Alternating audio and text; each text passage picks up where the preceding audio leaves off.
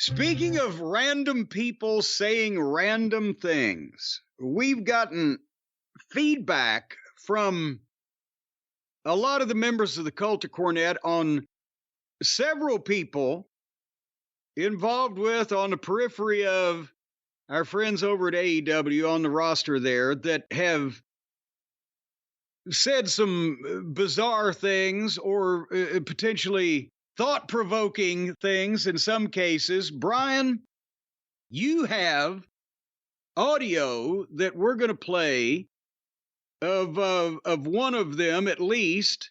You're going to read some more. How should we attack this? In what order should we start with these cretins? Yeah, there's a lot of interesting things happening, and it's almost like there's two different camps in AEW. Not that it's intentional in terms of the messaging that gets out. There's some people that just seem insecure about either the company they work for or their place in wrestling. And there's other people that say the truth out loud. And it's a rare thing in AEW. It's a rare thing in a place built on NDAs and Tony not answering any real questions. So why don't we start with Kenny Omega? Now it's there's as good a place as any to start. How is Kenny and his guts? Well, that's the story we had heard. Obviously, he's out with diverticulitis, and the word is, I think the last thing we saw Dave Meltzer report was that he was going to get the surgery. I think that's what I had seen. But in the meantime, he's been mentioned on TV a few times as the Young Bucks turned heel, and he is still streaming his video game playing with friends of his. Recently, Adam Cole and Riho appeared on his video game stream, startling people that Riho was bigger than Adam Cole. Oh, come on now. No, she kind of was. And he was on his video game streaming. So people just tune in to watch him play a video game with one of his wrestler friends, and they talk to each other.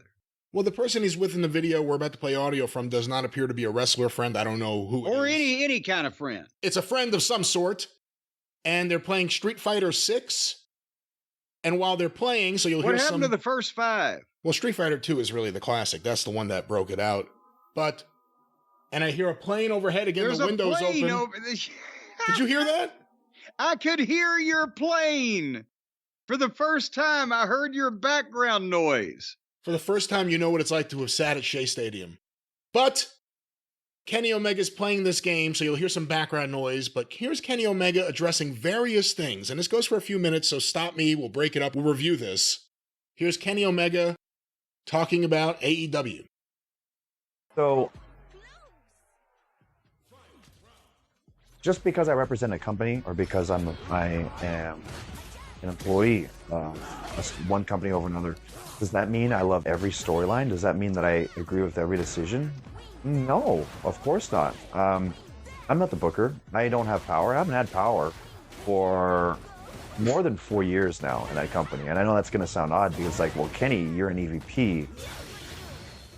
I'm nothing. I am... Let me stop. Besides the off-putting, ridiculous sound effects going on, and how can you pay attention to either what you're playing or what you're saying if you're squishing the aliens or whatever the focus of this is? That's not Street Fighter.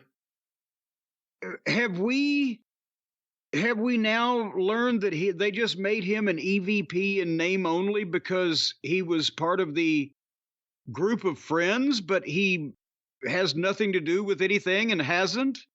And I guess all those Japanese indie girl wrestlers got their visas approved and flights and everything just because Tony loved them too. But is he trying to say that they just made him one because he was part of the group? He doesn't give a shit. He doesn't want to be an EVP of anything or have any power to do anything? Well, we'll play more from this, obviously, but I think what he is saying, if you read between the lines too, is I got nothing to do with the bad shit you're seeing right now.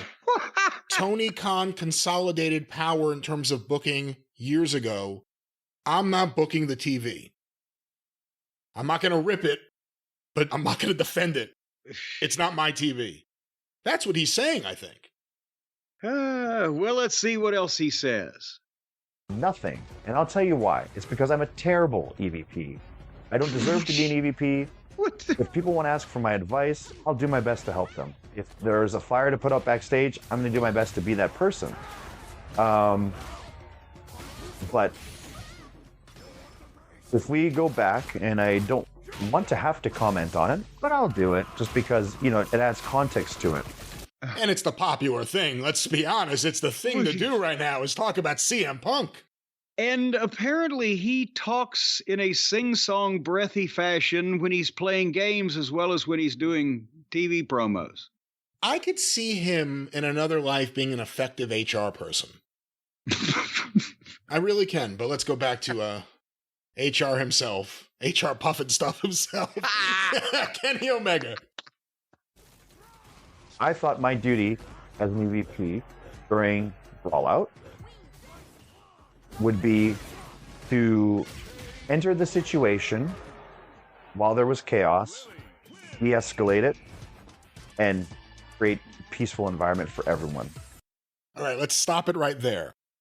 So when CM Punk and Ace Steel's wife and CM Punk's dog were sitting in CM Punk's dressing room, and the Young Bucks, Mega Parikh, Kenny Omega, Swami's barking, but he was not there, as well as Brandon Cutler, Michael Nakazawa, all walk into the room.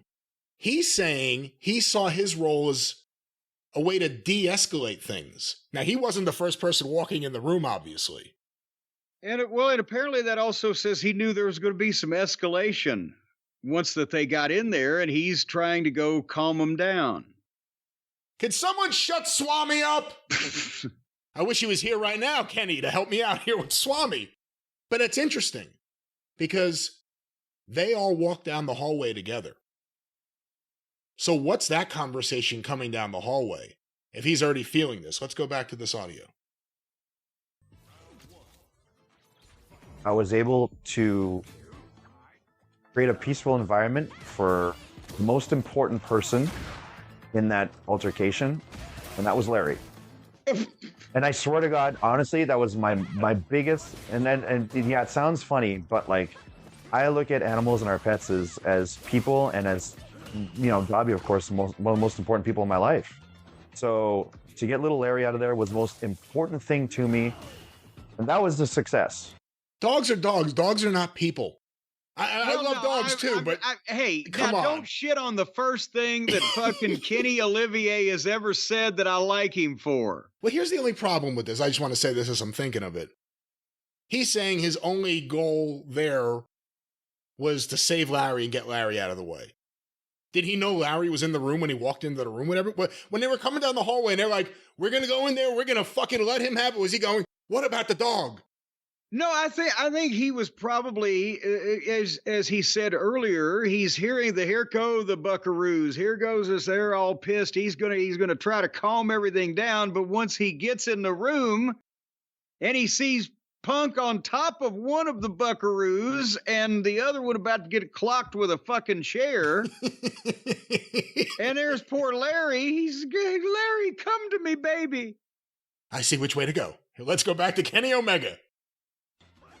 Unfortunately, try as I may, things were too chaotic for me to be able to do anything by my own power. That was a moment when I had seen that there were... Good call. I believe it was in that instance when I realized that the way that I wanted to go about things wasn't necessarily the way that other people wanted to. It was also the way that other people necessarily didn't want to. And then it was also... Well, let's stop it right there. I like a man that speaks his mind in plain language. Well, again, he's going slow because I think he's playing the video game too while he's doing this. And also like a man that speaks his mind and quits playing his game for a minute if he's going to fucking say something important. But he just said out loud he disagreed with the way other people went about it. He's not talking about CM Punk. CM Punk wasn't one of the EVPs coming down the hallway. This is the first we're hearing of any potential rift or issues between Kenny and the Bucks in how the Bucks handled this. Because this was they were leading the pack down the hallway. Not Kenny, the Young Bucks. In the group of kids in the playground, the Buckaroos are the two little smartasses that because they've got 2 or 3 other fucking bigger guys with them on their side that they can go around and be wise asses, but Kenny's more like the kid that just likes to go over and under the corner and write some poetry or something. And by the way, it makes you love Punk too. Unless you're on the side of the, weaklings. It makes you love Punk too because he won't do anything. We'll go there with Mega. We'll do whatever we want. That didn't work out. He won't do anything. I'm in front of Tony. That didn't work out. Let's go back to Kenny Omega. Maybe not the way that the boss wanted to take care of it. And I also thought of myself as a liability because I don't want to say old school. I'm not old school. I've just played a lot of contact sports and I've gotten into jiu-jitsu and boxing and mixed martial arts. I just know that sometimes when you perform or when you fight, when everything's on the line, when you give your heart, when you give your soul towards something, and you're in that moment of high stress or high anxiety, where you've maybe emptied the tank and you're just physically exhausted, that was actually very impressive. A good punish. Yeah. He's commenting on a video game, obviously. I can see that. I'm trying to agree with some things that he's saying, and he won't get to the fucking point, so I can because he's playing his fucking game. Well, it was an impressive punish. Let's go back to this. Whatever. When in an environment like that, sometimes emotions get the best of you, and people will want to throw hands. And in the case, and I'm unfortunately or fortunately a believer of it, I think if it's decided that, hey, this is the best way to solve things, and you can shake hands after and move on after, I'm a believer. I'm actually a believer of fighting. I am. And that sounds terrible to say, and which is why, like, don't make me an EVP in 2024. Let me stop this for a second.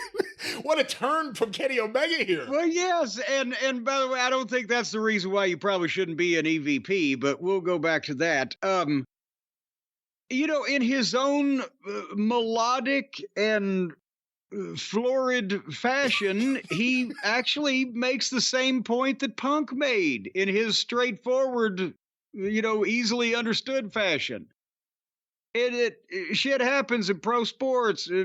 Guys get to fight. Fucking get over it or don't. Move on or don't. But why fucking not do business? It's not even just pro sports. It's sports. It's gym classes. Whenever there's any kind of physical or athletic activity, fights break out amongst teammates. And we heard about it at the time. We talked about it. After the fight, 3 things we know happened. Chris Jericho decided to, at that moment, appear and start making a scene for himself and yelling at CM Punk. The Young Bucks got into a yelling match with Ace Steel and CM Punk, which people who were there described as being juvenile. From the Bucks. We started this. You owe us everything. Stuff like that. And we heard that Kenny Omega and CM Punk talked.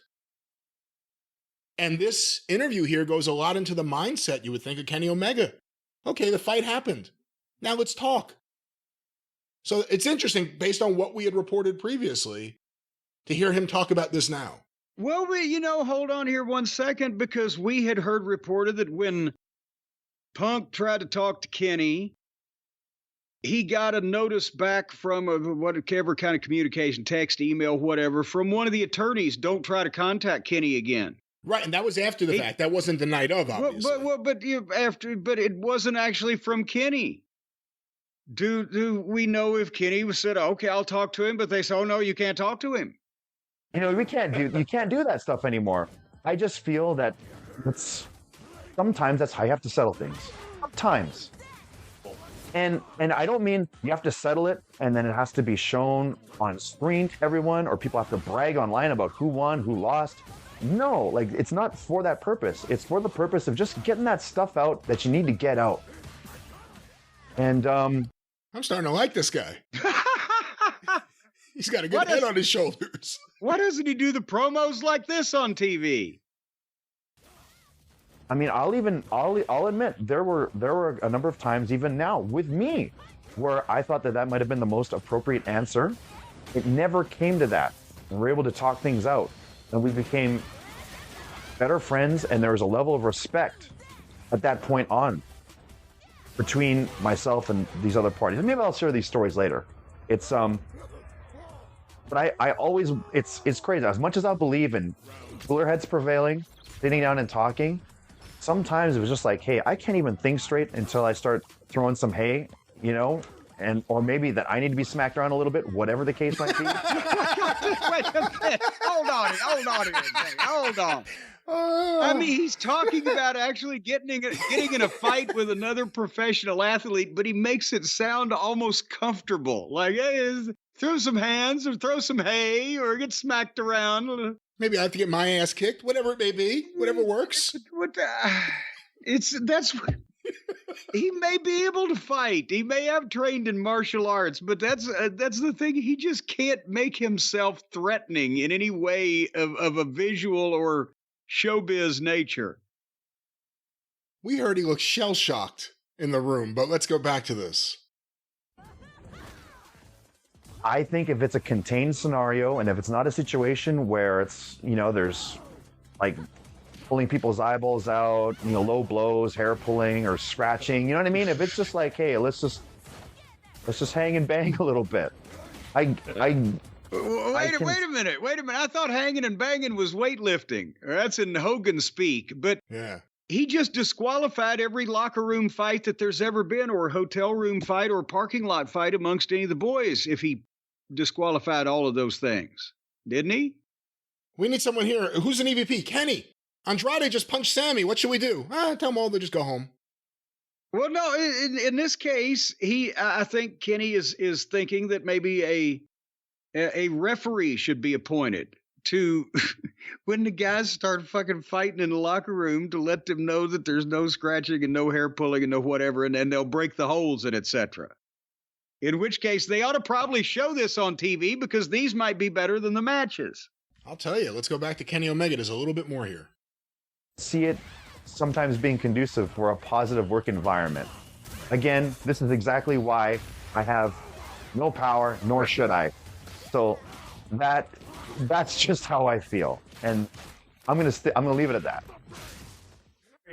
What's my status? Well, he's about to talk about Punk, so we'll take a break for a second. That's his thoughts on being an EVP and on the way AEW management, and you can read that as being either the Bucks or Tony Khan, dealt with everything in Chicago for Brawl Out, as we now commonly call it. Well, the reason I think he shouldn't be an EVP is because I don't think, and this is not even a critique on his wrestling or the, sordid things in his past with the small children and the sex toys and everything, the matches with them. I'm not talking about not to speak else. about any of that. No, not to mention any of that, and just the general goofiness of him. But the fact he doesn't seem like he wants any power. He doesn't. And even if he wanted power, does he sound like when he's having a conversation like the leader of the Triple H or the Vince McMahon or the Bill Watts or the Dusty Rhodes or anybody that's the leader of men? But the basic thing is that it doesn't appear that he wants. It's sort of like the Office version of Triple H said, if they don't want the grind, we're glad we didn't get them. Cody was out there being an EVP. He was not only trying to produce his matches and help along young talent that he had found and produce other people's shit, but also you've heard him in the interviews that he's done or in the interviews other people have done about him. He was out there checking the camera angles. He was into the production. He's a guy that wanted to be in a production. He has it in his blood, and he has that drive and determination. And I don't see Kenny, out there fucking trying to be goddamn Spielberg of a wrestling program. He just wants to play his video game, and whether it's in the ring or they're sitting on the couch. Isn't that your perception of, he shouldn't have any power because he thinks that the wrestlers ought to be able to fight? They're going to anyway if they want to, so why Why would that have any bearing on it? Well, again, if it's wrestling, if it's hockey, if it's basketball, whatever, teammates fight. It happens. You know, you brought up hockey the other day. Hockey fight. The New York Rangers got a guy starting fights every 2 seconds now. It's exciting. No one's getting arrested.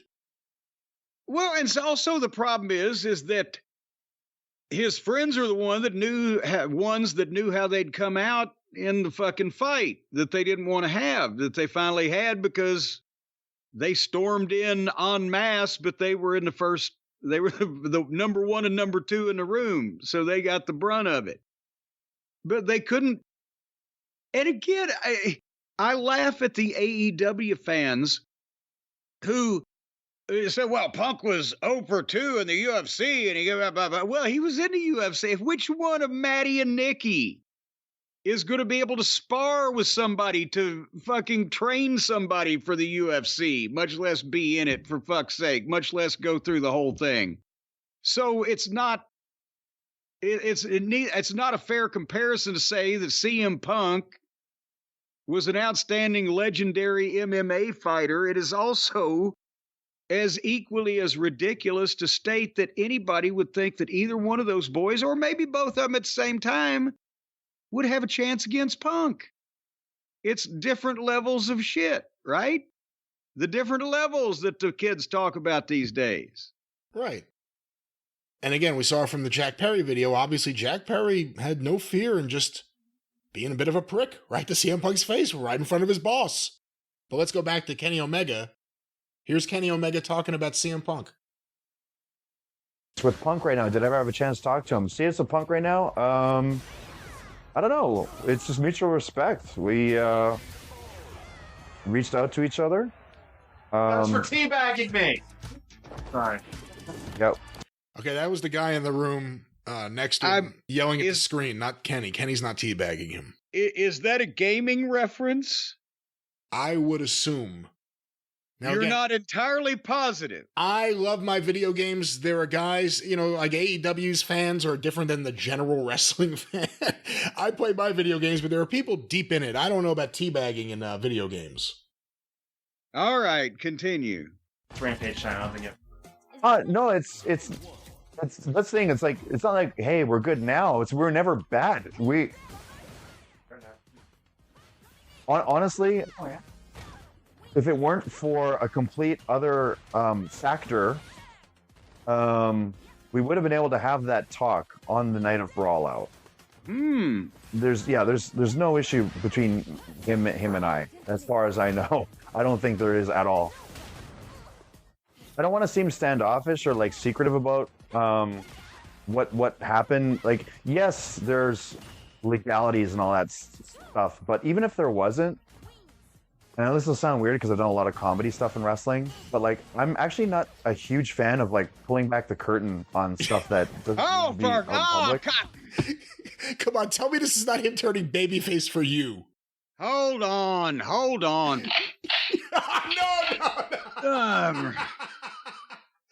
I'm not a fan of pulling back the curtain on the wrestling industry. Well, let's go back beyond the curtain. That's what I'm saying. Like, if for whatever reason guys were to fight or whatever, like, it's not for the public to know. That's just for them to air out their stuff, to get it out of their system. That's all I mean. Well, there it is, Kenny Omega, talking about a range of topics, but very interesting answers. What do you Sounds more clear-headed than normal about anything that I've ever heard him say. And I can't dispute that. It's sometimes it's just for guys to air out their shit, but at the same time, the one side was grossly overmatched and didn't want to air any of that shit. And, if he's saying publicly, I'm okay with, he could mention his name, but I'm okay with that other individual, or individual A or B or 1 or 2, we ought to designate, who everybody is here. Then can't the Buckaroos be sitting there over in Cucamonga vibrating in their chairs when they hear this? Because they're not only losing the game, but they're also pissed off. Again, I think right now, if you are a star in AEW, and you're not actually there or on TV in AEW and you're watching what's happening, it would be hard not to make comments critiquing the people running things if you're watching things. And I believe Omega, that if it wasn't for interference from other people, if it wasn't for people yelling for Punk to be fired instantly in Chicago, that he would have been able to talk to him. And they would have been able to work together, those two. There wouldn't have been any trust issues in the ring like there were with Punk and Adam Page or anything else. And that's the kind of shit that leads to healing. I just watched that Punk Randy Orton video I told you about, of them doing commentary, and you can see the video of them together over their WrestleMania match. Yeah. They hated each other. They absolutely hated each other. They almost got into fight. I told you, he caught Randy Orton ripping on him to Arn Anderson, the agent. And then Arn left the room. And then Arn was like, oops, I'm out of here. And he left. And now those two are good together. They're war buddies. They got past it. To become, war buddies with someone, you have to get through the war. Can't just be like the guy who left during basic training and now thinks he's hot shit. And I think Kenny Omega, from what he's saying in his own words here, saw a path to working things out, and he had no power, and other people wanted to do things in very different ways. He also said here very casually, I wouldn't air this kind of stuff on TV. This is the week they aired that kind of stuff on TV. So there's a lot to maybe read between the lines. There are some people that think he's working. This is building towards his babyface return against the Bucks, but again, why would that be centered around CM Punk? It makes no sense. Well, CM Punk is the axis of their world, the straw that stirs their drink. Everybody, even when they can't mention his name, now it's become the concept of him, the concept of why that the certain people at the top are fixated on him and won't drop this, and it's making them embarrassed to be part of the television program or embarrassed at that part of the program.